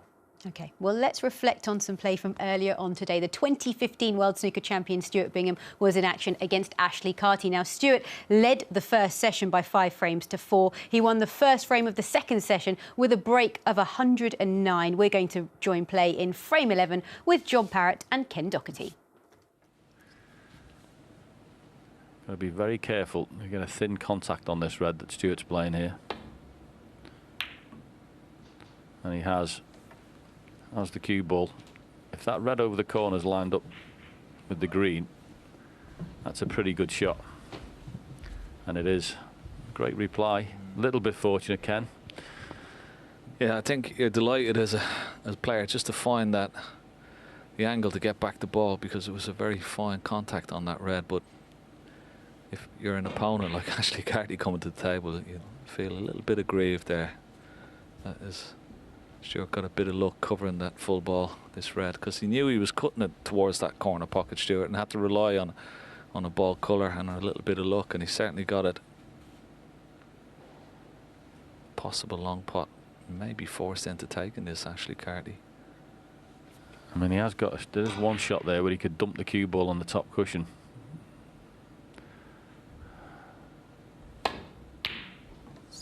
That was an absolute monster to take on, that was, and that wasn't particularly well cued. He hit right across that. He knew the enormity of that shot.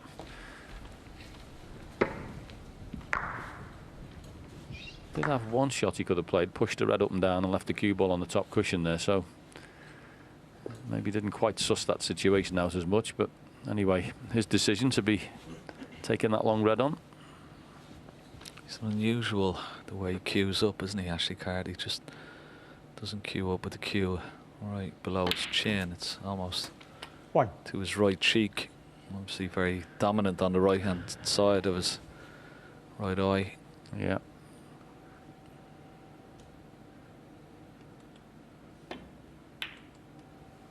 Yeah, he's the exact opposite of a player who used to come from the Midlands, a great player who won Pot Black many years ago, called Graham Miles. You can see how right-eyed he is there, so basically his cues to the side of his chin. Graham Miles used to be totally the opposite side. He was very left-eyed. So a player will certainly have one dominant eye, but that's pretty pronounced. Ashley Carty's.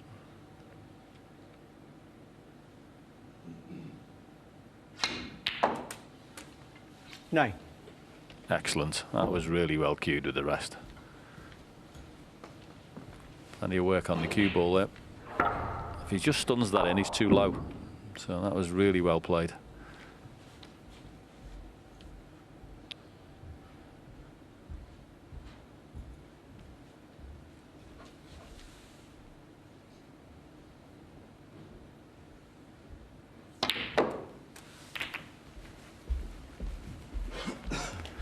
Very good shot.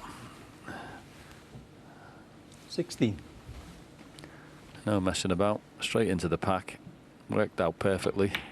And that little, well, you have to say, run of the ball when he lined up the cue ball with the green to stop him actually potting the red on the right-hand side should pay dividends, because these balls are spread beautifully.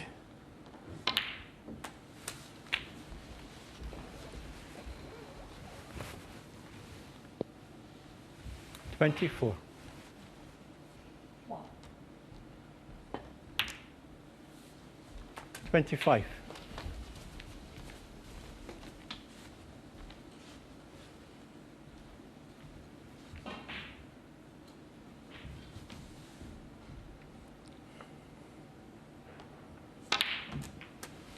I don't want to preempt anything here, John, but this is 4 reds, 4 blacks. And the way the reds are spread, I'm sure it will be thinking of a very big break already. Win the frame first, that's the priority. 43. But the reds are positioned in a very nice way indeed. Yeah, even the two that's near the top cushion aren't terrible because they're very close to the black spot, so they could be moved. But first he'll be taking the loose reds out of the way. And as you say, get the frame over with. If he's on the one in the middle, that's perfect. 40. He's over around the cue ball there. He was playing for those 2 reds just around the pink spot. Just enough for this red to take on into the left middle. 41.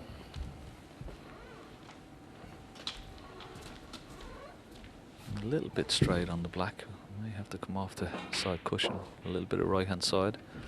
I think you may see a few more players taking a couple of chances because there's an additional bonus this year, Ken. Yeah, I think it's 40,000 for a 147 at this year's Betfred World Championship. That's not to be sniffed at, so don't blame him having a go. Yeah, Tom Ford had a great chance, didn't he, yesterday? Oh, what against a chance he had. Judd Trump. Yeah, he got to.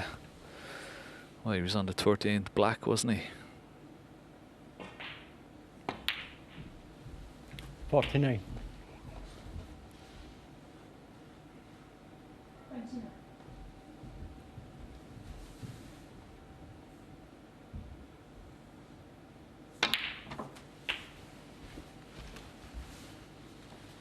That's okay. He doesn't have to take the red in the middle. He can take the red 56. with the rest here into this bottom left-hand corner pocket.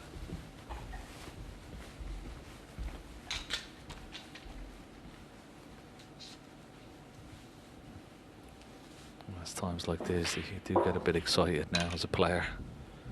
Your heart is racing. It's one of those breaks, isn't it, John, that you do get very, very excited, and it never gets too old, does it? Like trying to make a maximum in a big tournament, and particularly here at the World Championship. No. Well, this is one of those instances where having a crowd or not having a crowd won't make any difference, because he'll be feeling the butterflies because he knows what's on offer here.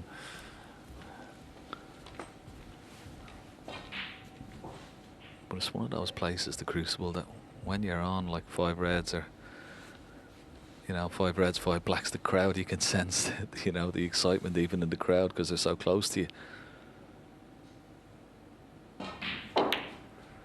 It's usually because idiots like us in the commentary box have already told them that and block the player. Yeah.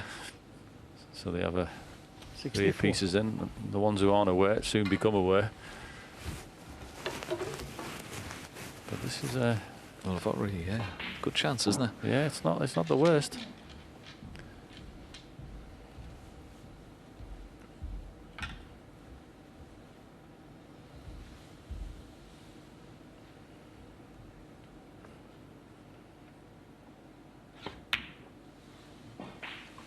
$65.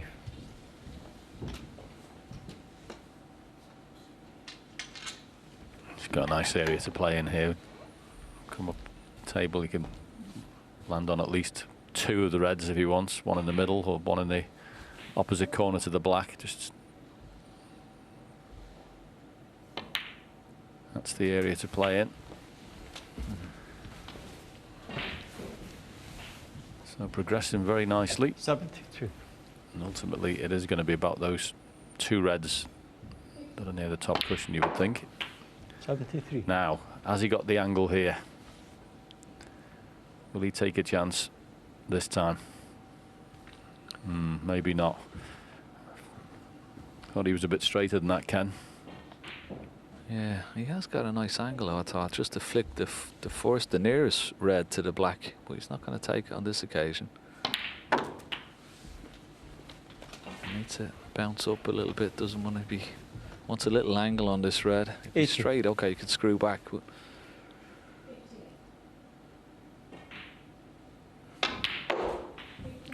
81. yeah, the problem is screwing back. That you got to get really into the cue ball. He needed an angle on that red, didn't he? It's just starting to get a little tricky, this. Yeah. He's just lost the cue ball the last couple of shots, so it's making it a little bit more difficult than it was. He's still in there, but it's not as nice a chance as it was 3 or 4 shots ago.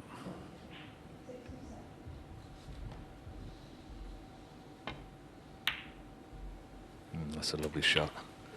Well, he played that to perfection. Couldn't have played that any better.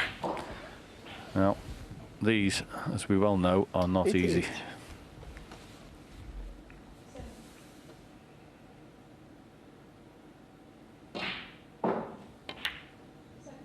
Great shot.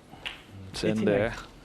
And he's got a nice angle. He can play on that difficult red now, the one that's up near the left centre. That's what he's looking at, because he's got a wonderful angle to do that. Only problem for him here is the yellow ball. It's the only problem. If he goes up and uses the angles and goes inside the red and comes back that way. I might play it for the right centre, John, here. He's got plenty of big area to play in too. Yeah, play it for the right centre, and if he goes too far, it'll be okay for the corner. Yeah, better shot than mine. 96. He's gone too far for the right centre, but he has it down into this bottom right corner pocket. There's a lot more margin for error. Oh, such a shame. Such a shame for Stuart Bingham. It was a great attempt, wasn't it? Excellent attempt, but it wasn't to be. But still, he wins the frame and extends his lead now over Ashley Carty to 7 frames to 4. Oh, he came so close there, didn't he? And he actually went on to take the next 2 frames before Carty staged a mini revival, winning 3 of the last 4 frames with 3 half-centuries. It really was an impressive debut at the Crucible from Carty, especially considering the circumstances. But the 2015 world champion Stuart Bingham is through to round 2. Stuart, there's very much 2 halves to that session. The pre-mid session, where you dominated, and then afterwards, it was a different affair altogether. Yeah, I had time to think while I was playing. The interval can sometimes change a match, and it did. I'd thoughts of coming back from last year, playing Graham Dott. I was 9-4 up, and he'd come back to 9-all. So yeah, the memories was flooding back from last year, but luckily made a good break in the end. And you mentioned 9-4, that 14th frame. It seemed to really change, and it went from sort of break building to a real strategy game. Yeah, it may probably just say slow me down a bit. I missed a long red, and he got his arm going, and yeah, that's how things can change it quick as that. Enormous kudos to Ashley, a real battle that he showed us there. I just saw his dad walking past with him. He had tears in his eyes. It means an awful lot to be here. Yeah, I'll say I'll get goosebumps just thinking about it, driving up my motorway, seeing the signs for Sheffield. I've been, say, coming here for 20 odd years, and yeah, I still get that. But yeah, for Ashley, it's maybe probably a bit gutted for him that he ain't experienced the full, like the crowds and things like that. So hopefully in the future he'll qualify when all the sort of lockdowns all changed. And how was it for yourself? Yesterday there was a reduced audience, today none at all. Yeah, it was a bit weird. Say normally you get a round of applause when you're even just coming out coming back from the interval, and there was nothing. And say coming out today, yeah, just very echoey, and but it may probably help me sort of just treat it like a bit of a practice session, and that's maybe probably why I played all right this morning. At one stage we were looking like we were going to see a potential 147. It wasn't to be, and you looked pretty gutted afterwards. Yeah, that's definitely on my bucket list to make a 147 here. Obviously Hendry made one against me in 2012, so yeah, I definitely want to make one here. It'll sort of cap off everything sort of I've done here. So yeah, I'll say I've had good couple of chances, but I'm still in the tournament, and who knows next round. And between now and round 2, what do you do at that time? I'll be going home, seeing the family, and just chill out, a bit of practice, and so just chill out with the family. Well, you got your monkey off your back today. Congratulations. Thanks a lot. Cheers. Congratulations then to Stuart Bingham, who is through to the second round. And there's confirmation of the scores. Of course, David Gilbert, the man that made it to the semi-finals last season. We really enjoyed watching his journey, didn't we? He's trailing by 1 frame to Kurt Mafflin. Stuart Bingham, confirmation there of his win against Carty. John Higgins is leading by 6 frames to 3 against Matthew Stevens. Of course, Ding went through earlier today, beating Mark King in a thrilling final frame decider. Of course, Kyron Wilson gets the walkover to the second round, and Mark Williams and Alec McManus are in the process of that second session. Let's talk about Bingham though. What do you fancy his chances this season? I wouldn't put him in my top sort of 3 or 4 choices to win it, but the year he won it, I wrote him off every round. Every round I said, well, he won't beat Judd. Then I said he won't beat Ronnie, then he won't win the fight, and he kept on defying me. So he's capable of winning it with his best form. He's won the Masters as well, hasn't he? Yep, exactly. So I wouldn't write him off, but he wouldn't be in my top 3 or 4 choices. Would John Higgins? Yes, he would be. Even though the last few months, since the World Championship last year, he's not really played well at all. He's no form to speak of, but this place you can never write him off. And he was impressive this afternoon, winning the last 3 frames to pull away from a really tough opponent, Matthew Stevens. Let's not forget he's got to the last 3 finals here. I know. I can't imagine though going that whole distance and not being able to actually walk away with the trophy. He's just got the pedigree here. He just knows how to win matches. He knows how to win sessions, and that's a great attribute to have here. What about as for our match now, Mark Williams against Alan McManus? Do you think we'll see a different Alan McManus walk out now after the interval? It may relax sometimes when you're almost at the point of no return. It can relax you, and it frees you up a little bit. Maybe he had just too nervous starting tonight, but perfectly honest, I can't see a way back from him in this match. Well, Bingham will certainly be watching because he actually plays the winner of this match. Will be one to look forward to. And we've spoken about temperament a lot, haven't we? And yeah. Mark Williams has the perfect temperament, doesn't he? In that he is quite laid back, which can kind of work in your favour, can't it? He's probably got the best temperament the game's ever seen, because he can forget bad frames, bad shots, and come back to the table and it's completely forgotten about. He just takes everything in his stride. Whereas, a lot of players, myself included, you can sit and stew in your chair and just be furious. But yeah, his temperament's incredible. He can win ugly. He doesn't care how he wins as long as he gets a W. And how important, Stephen, is this first frame back? Because I'm sure it's really, really important for Alan, but it's also important that Mark Williams hits his stride again. Yeah, as I said before, the interval can change momentum sometimes. I don't think Alan McManus is going to win this match, but if he is going to win it, he has to win the next frame. If he doesn't 9-5, there's no way back. And I guess at this stage, it would be nice if you're Alan McManus at least to have a crowd in that audience. That does make a difference, doesn't it? Especially when you're behind. Yeah, sometimes the crowd can give you a bit of inspiration. I'm sure if there was a packed crowd, he'd come out and you have the shouts of "Come on, Alan, come on!" Yeah, he's not going to get that. He's going to walk out to a wall of silence. He's only got his own thoughts. Yeah. Yeah, it's a big frame for him. It's a big frame. This next frame. If he loses it, yeah, there's no way back from it. I don't think there's any way back anyway. But Really? if there is to be, he needs to win this frame. Well, we've seen with Alan that you can't ever completely write him off, especially given what he did at the beginning. But then given the frame of mind and the way he's playing today, you can see he's very frustrated. I mean, he hasn't made it to the Crucible in the last 3 years, has he? But when he did in 2016, he made it all the way through to the semis. Yep, it's a tough proposition. Not only has he got to come from 8-5 down, it's the opponent he's play against. You know, like Mark Williams, he's not one who would just, you know, if you put pressure on him, he's going to fold. You know, Mark Williams is such a, you know, he's been world champion 3 times. He's so experienced. It'd be different if Alan was coming back against someone who wasn't, you know, a bit fragile. You know, there's players that temperament can be a bit fragile. Williams isn't like that. He isn't. I mean, 3 times winner back in 2000, 2003 and 2018. You can never write off a former champion. 22 ranking titles to his name as well. We will get the players back soon. They're just maybe having a little bit more of an extra break than we expected, but you can see them walking out now. Well, let's hand over to your commentary team then of Joe Perry and Rob Walker. Thank you, Seema. Thank you, Stephen. A must-win frame, according to Stephen Hendry, and it surely is. Alan had his opportunity 14 in that last frame before the mid-session, but ran out of position. And a couple of moments of brilliance from Mark Williams means he's re-emerging with a real stranglehold over this match. 2 away from yet another appearance in the last 16.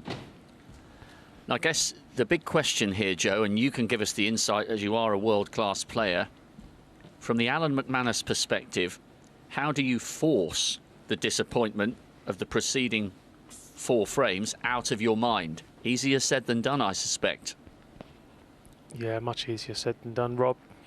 It's so much easier to put frame defeats behind you when you haven't made too many mistakes or you haven't really had an opportunity.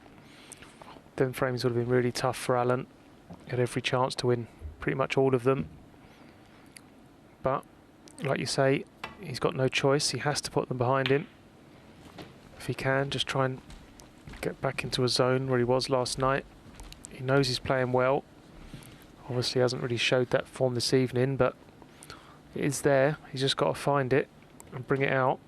But he needs to do it very quickly. Like you just said, he has to win this frame. For me, he has to win the next 2. Doesn't want Mark Williams to get to that number 9. 1. And that's not going to help him in any way. Great pot there from Mark Williams.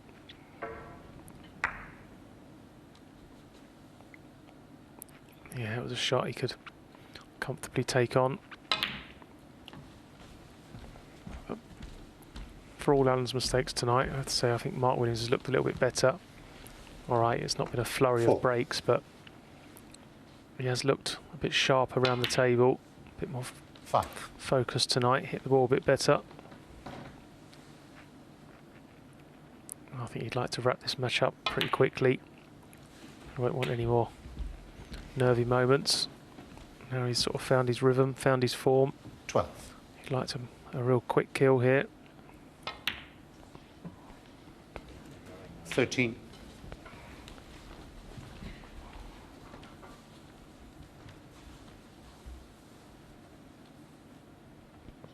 He's raised his game from yesterday, that's for sure.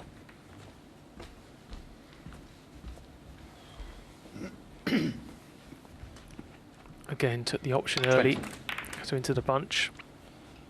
That's the correct shot, played it well. You always do rely on a little bit of luck when you play that shot. Has got a shot of this red, but it's very thin. Yeah, it's nicely played, nicely controlled. 21. In fact, he controlled it too well. I'm not sure if he's just finished straight on this blue or he's got a slight angle. Yeah, could just force a little bit of angle out of that, so he's back in prime position. And this is looking much better from Mark. 26. Much more fluent around the table.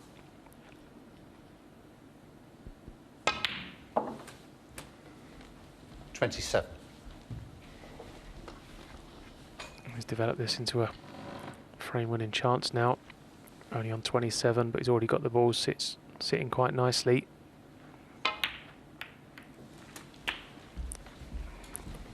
Nice position to be in this if you're break building.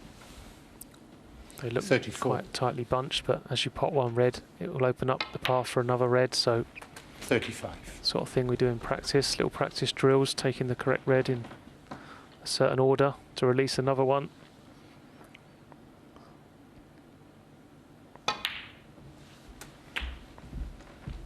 Yeah, good stuff from Mark. You can always tell when he's 42. feeling it. Plays at a really nice speed, just gets on with it, gets down, doesn't walk around the table unnecessarily. 43. Just gets to the shot, plays it. Doesn't give himself time to talk himself out of anything or any negative thoughts. Just very positive around the table. Oh, and as I say that, he misses a routine black Mark off Williams. the spot. 43. He's trying to force a little bit of angle out of that, but still, it's a bad miss for someone of Mark Williams' class. You can see there he pretty much hit the black straight on. There was enough angle there to get out for that loose red.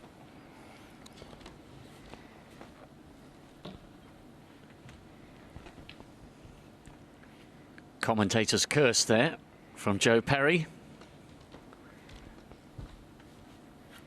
Player Championship Grand Final winner.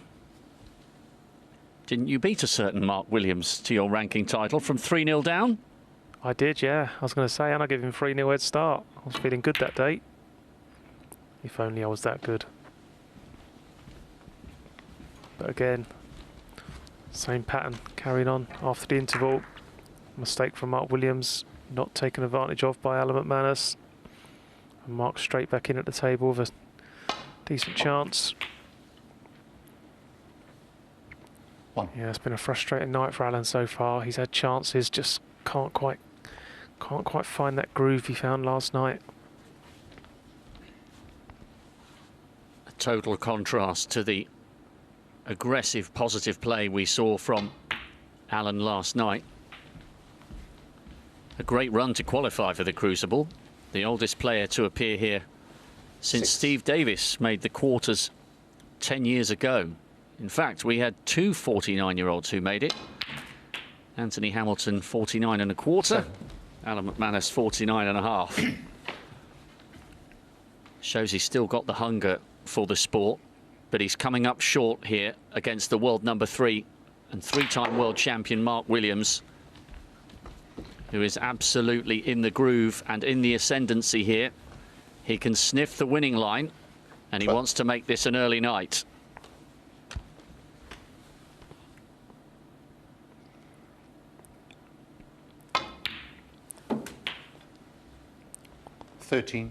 So very close to the winning line in this frame now. That cue ball is perfect.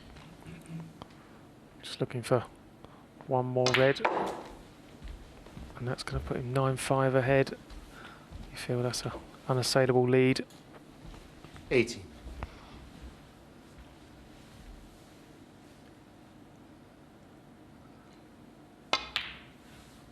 Alan McManus will have to come out and give it absolutely everything to avoid the next frame being the last.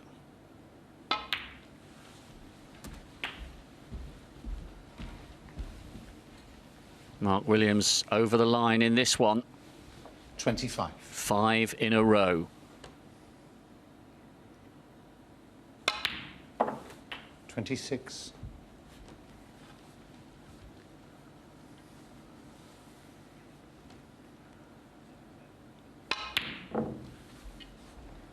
26 and a frame. Mark Williams. So Alan McManus concedes, and Mark Williams does indeed move to within one frame of a last 16 meeting with another former world champion, Stuart Bingham. Alan McManus is in a huge hole here. Williams is almost there. He really is almost there. He's one frame away from booking his place in the next round. Well, it's goodbye from Stephen and I. Thanks for your company. It's been absolutely brilliant. And of course, you can continue watching this match online, on the red button and on the BBC Sport app. I'll be back with the highlights from day 2 at the Crucible at 25 past midnight tonight. It's wonderful to have had you with us here on BBC4. Thank you so much for your company. From Stephen and myself and all of us here in the studio, good night.